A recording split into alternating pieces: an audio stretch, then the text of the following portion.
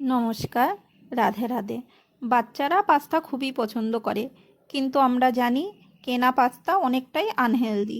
তো ছেলের জন্য টিফিনে বানিয়ে দিলাম আটা দিয়ে হেলদি পাস্তা ও শীতের বিভিন্ন সবজি দিয়ে।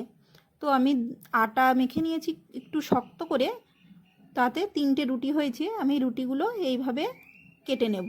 কেটে নিয়ে গামলায় কিছুটা জল বসিয়ে দিয়েছি। তারপরে হাফ চামচ নুন ও হাফ চামচ রিফাইন তেল দিয়ে তার মধ্যে আমি এই পাস্তাগুলো দিয়ে দেব। দিয়ে 5 থেকে 7 মিনিট আমি ফুটিয়ে তুলে নেব জল ছেড়ে। তারপর কড়াইতে আমি তেল দিয়ে, সরষের তেল, তারপরে কালো জিরে ফোড়নে দিয়ে সমস্ত সবজিগুলো আমি দিয়ে দেব। এবার নুন হলুদ দিয়ে নাড়াচাড়া দিয়ে আমি ঢেকে দেব। দিয়ে 2 মিনিট পরে দেখব সবজিগুলো অনেকটাই সেদ্ধ হয়ে গেছে। এবার আমি 2টো টমেটো খোসা ছাড়িয়ে রেখেছিলাম, সেই টমেটো ও একটু পছন্দ মতো কাঁচা লঙ্কা দিয়ে আমি নাড়াচাড়া দিয়ে নেব টমেটোটা যতক্ষণ সেদ্ধ না হয়। সেদ্ধ হয়ে গেলে জল ঝরিয়ে রাখা পাস্তাগুলো দিয়ে নাড়াচাড়া আর বেশিক্ষণ দেব না, যেহেতু পাস্তাগুলো আগেই সেদ্ধ হয়ে আছে। এবার আমি বাটার দিয়ে নামিয়ে নেব রেডি পাস্তা।